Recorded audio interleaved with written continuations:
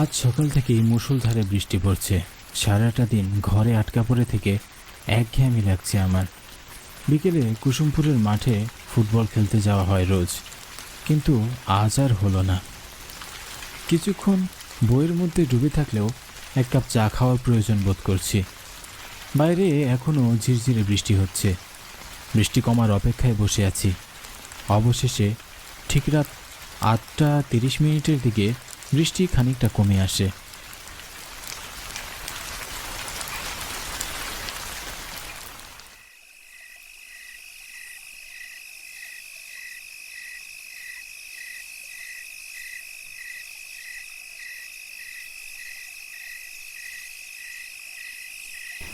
বাড়ি থেকে বের হয়ে গ্রামের রাস্তা ধরে হাঁটছি।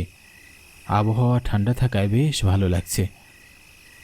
আকাশ কালো মেঘে ঢেকে ফেলায় মনে হচ্ছে অনেক রাত।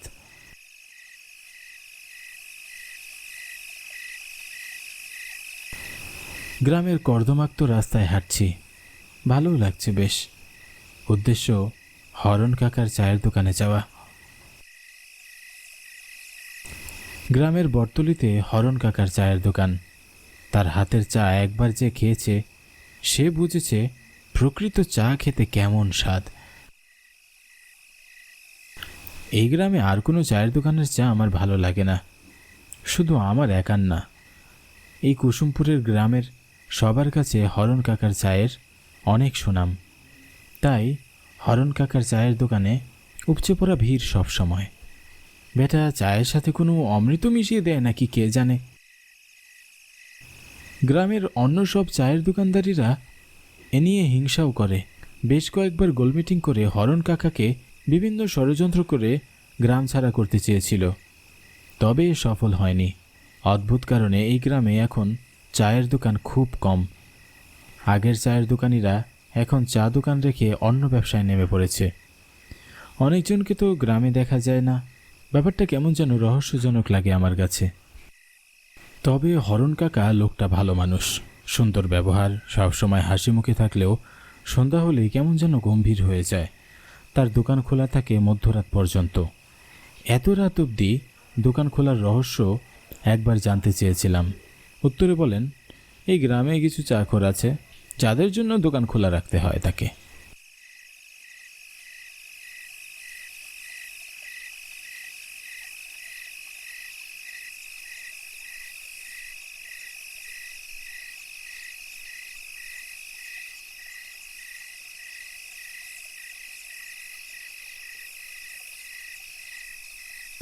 আমি চায়ের দোকানে পৌঁছে দেখি সেখানে আগে থেকে একজন ক্রেতা বসে আছে। তারা হরণ কাকার সাথে গল্প করছে। আমাকে দেখে তারা কথা থামিয়ে ড্যাব ড্যাব করে তাকিয়ে থাকে আমার দিকে। আমি বেঞ্চে বসে হরণ কাকার দিকে তাকিয়ে একটা মুচকি হাসি দিয়ে জিজ্ঞাসা করলাম, কেমন আছেন হরণ কাকা? আমি ভালো আছি কোনো রকম। কেন কোনো রকম থাকলে কি হবে নাকি? এই গ্রামে একটা মাত্র চায়ের দোকান, তুমি অসুস্থ হয়ে মরে গেলে আমরা কি না খেয়ে থাকবো নাকি? এই গ্রামের সব চাকররা কিন্তু মারা যাবে এই শোকে। আমার কথা শুনে হরণ কাকা মুচকি হাসে, আর তখনই আমার পাশে বসা লোকটি আমাকে উদ্দেশ্য করে বলল, এ নিয়ে চিন্তা করবেন না, হরণ কাকা তো অমরত্ব পেয়ে গেছে, এত সহজে মরবে না। দেখা যাবে হরণ কাকার আগেই তুমি মারা গেছো কি। লোকটার কথায় আমিও মুচকি হাসি। মৃত্যু যখন লেখা থাকবে তখন তো মরতেই হবে। হরণ কাকা, আমি তোমার দোকানে শুধু চা খেতে আসিনি। তাহলে কেন এসেছিস এত রাতে? আমি এসেছি আজ তোমার মুখে ভূতের গল্প শুনতে। আজ সারাদিন বৃষ্টি হয়েছে, বৃষ্টির থেকে বের হতে পারিনি। এখন তোমার মুখে ভূতের গল্প শুনে একঘেয়েমিটা দূর করা যাবে।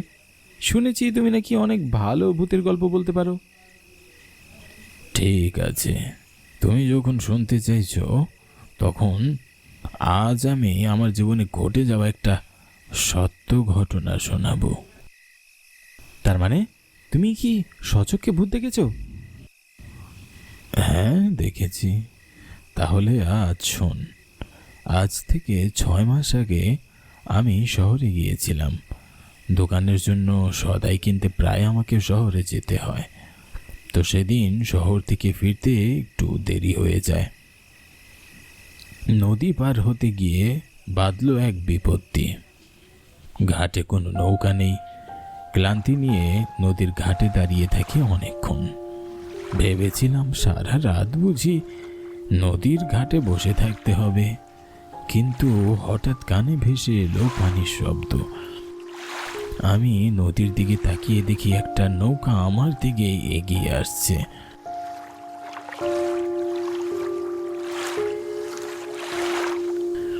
নৌকাটি দেখে আমি খুব খুশি হই। ভাবছিলাম যাক, অবশেষে বাড়ি ফেরা যাবে। আমি নৌকার মাঝিকে উদ্দেশ্য করে বললাম, ও মাঝি, তাড়াতাড়ি আহো, আমারে নিয়ে যাও।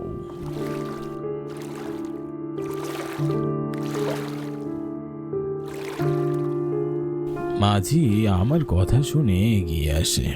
আমি নৌকায় উঠে বসি।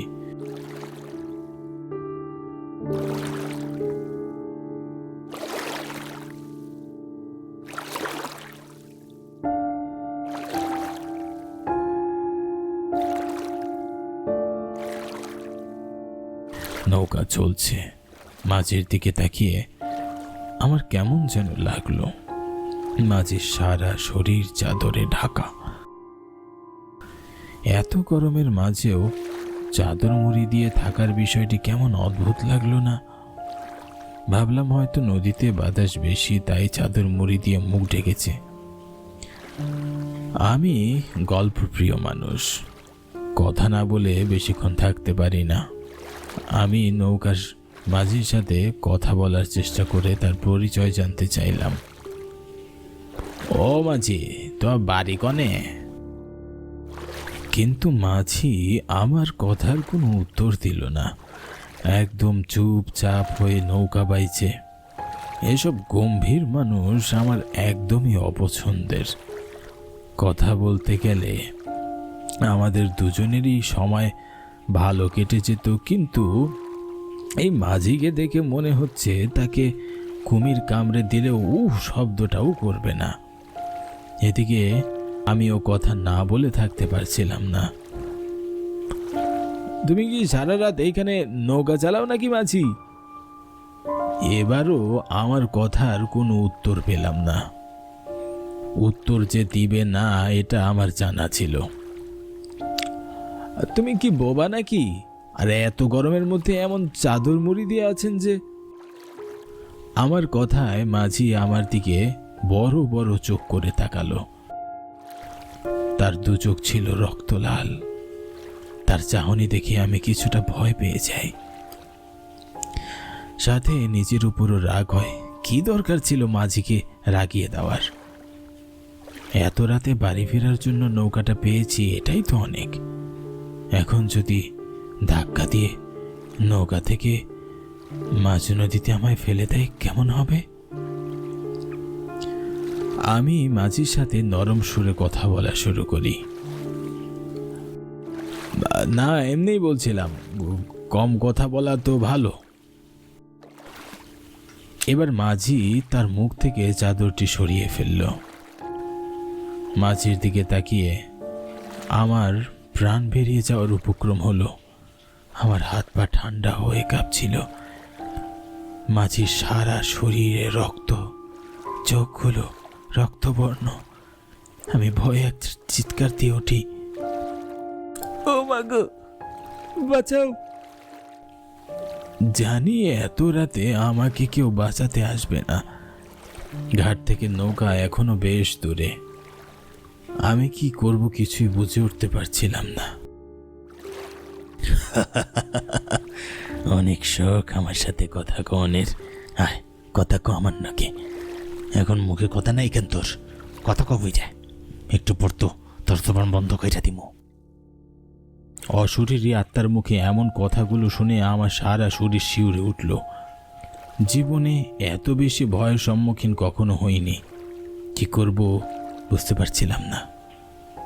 ঘাটে এখনো নৌকা ভিড়তে দেরি আছে।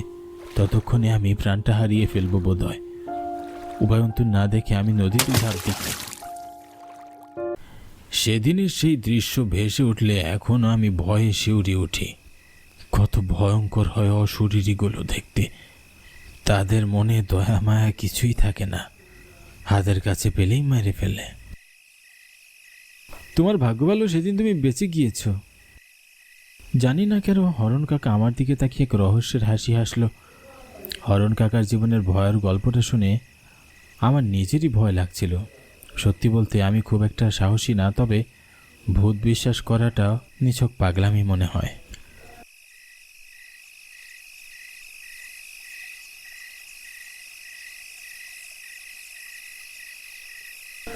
আমি হরণ কাকার থেকে আরও একটা গল্প শুনবো ভাবলাম, কিন্তু অনেক রাত হয়ে গেছে।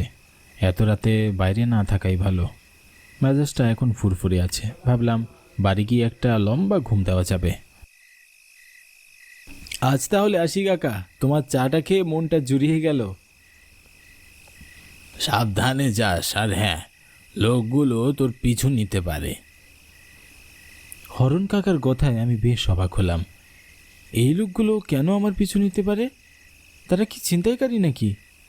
যদি এমন হয় তাহলে তো এখনই যাওয়া ঠিক হবে না। আমি হরণ কাকাকে জিজ্ঞাসা করলাম, ওই লোকগুলো কেন আমার পিছু নেবে কাকা? আমার আর কিছু বলার ক্ষমতা নেই, যত তাড়াতাড়ি সম্ভব চলে যা। হরণ কাকার কথা অনুযায়ী আমি দোকান থেকে বেরিয়ে হাঁটতে শুরু করলাম।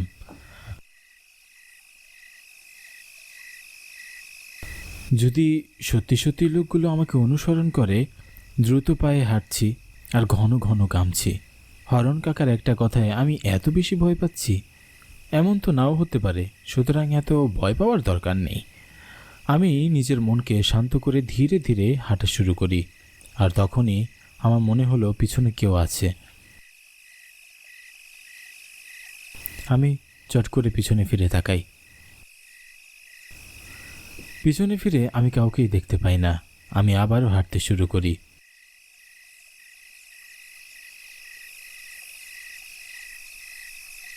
ঝিঝি পোকাদের ডাক মনের ভেতর লাফিয়ে উঠছে। হরণ কাকার কথা যদি সত্যি হয়, তাহলে আজ তো বাড়ি ফিরে হবে না।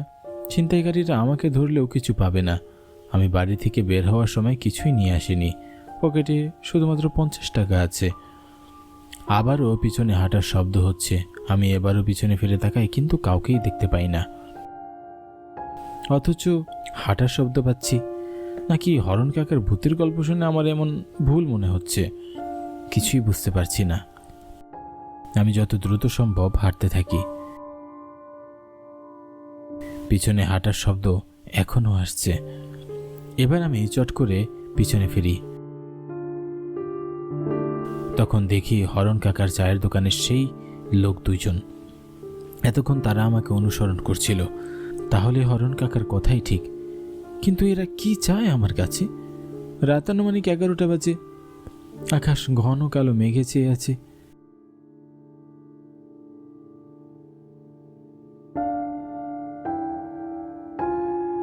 চারিদিক থেকে ঝিঝি পোকার ডাক ভেসে আসছে।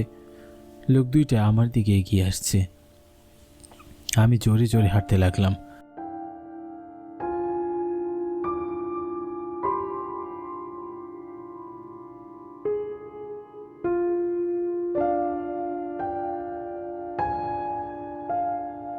হঠাৎ আবারও পিছনে ফিরে দেখি লোক দুটো আমার পিছনে নেই। আশেপাশে তাকিয়ে দেখি পুরো রাস্তা একদম ফাঁকা, আমি ছাড়া আর কেউ নেই। এমন সময় আমার কাঁধে কারো হাতের স্পর্শ পেলাম। মনে হলো পুরো শরীরের লোম দাঁড়িয়ে গেল। কানের মধ্যে শো শো করে বাজতে লাগলো। এতটাই ভয় পেয়ে গিয়েছিলাম যে বোঝার মতো নয়। আমি ভয়ে পিছনে ফিরে দেখি আমার পিছনে ওই লোক দুজন আছে। আমি তাকাতেই লোক দুটো আমার দিকে তাকিয়ে বিশ্রীভাবে হাসতে লাগলো। কারো হাসি যে এতটা বিশ্রী আর ভয়ঙ্কর হতে পারে জানতাম না।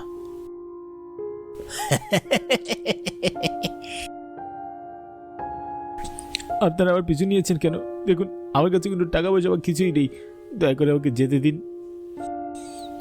আমাদের তো টাকা পয়সা চাই না, তোকে চাই। তোকে খেয়ে আমাদের রক্তের খোদান বাবা। মানে কি বলছেন আপনারা? দেখতে না দেখতেই লোক দুটো ভয়ঙ্কর রূপ ধারণ করলো। তাদের সুন্দর চেহারা নিমেষে বিভৎস হয়ে গেল। মুখ ঝলসে আছে, চোখ থেকে রক্ত বের হয়ে পড়ছে। আমি ভয়ে একটা চিৎকার দিয়ে দৌড় দিতে থাকি। ছেড়ে দাও, ছেড়ে দাও আমাকে।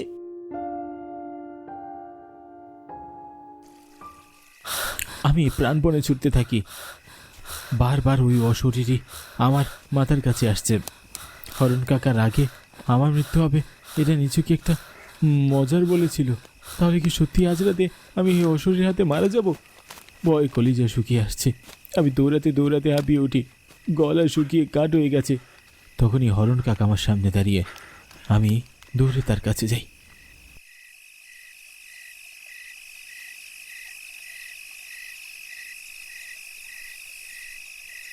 হরণ কাকা, ওরা ওরা আমি মেরে ফেলবে, বাঁচান, ওই শরীর দুটো আমি মেরে ফেলবে। কে তোর হরণ কাকা? সেদিন সেই মাঝি আমারও মাইরা ফেলছিল। অশরীরীদের হাত থেকে বাইসা থাকুন যায় না, আজ তোরাও মরতে হইব রে। হরণ কাকা হেসে ওঠে, অস্বাভাবিক সেই হাসি। আমি ভয়ে পিছিয়ে আসি। এ যেন আমাদের পরিচিত হরণ কাকা নয়। কি বিভৎস লাগছে হরণ কাকাকে দেখতে। সুন্দর নিষ্পাপ চেহারাটা হঠাৎই ভয়ঙ্কর হয়ে উঠল। ঝলসানো মুখ আর পুরো শরীর রক্তে মাখানো। আমি কি করব কিছুই বুঝে উঠতে পারছিলাম না। দুপাশ থেকে তারা আমার দিকে এগিয়ে আসছে। আমি ভয়ে চোখ বন্ধ করে ফেলি। হঠাৎ চোখে টর্চের আলো পড়তেই আমি চোখ তাকিয়ে দেখি টর্চ হাতে একটা লোক আমার দিকে এগিয়ে আসছে। আমি ভয়ে কিছু বলার শক্তি হারিয়ে ফেলেছিলাম।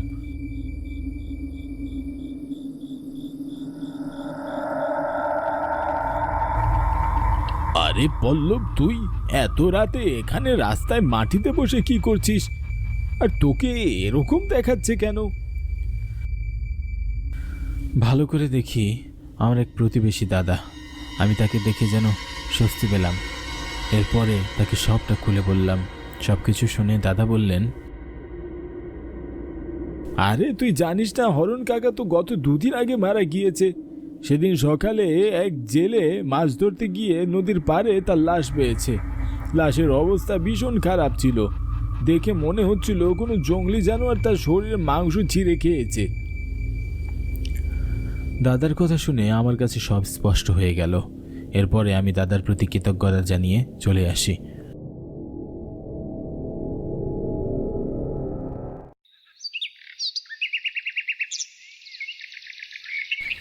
সকাল থেকে আমার প্রচণ্ড জ্বর, প্রচণ্ড ভয়। আমার অবস্থা খুব খারাপ, খুবই খারাপ যায় 1 সপ্তাহ। এই ঘটনার পর আমি আর কখনো হরণ কাকার দোকানের দিকে যাইনি।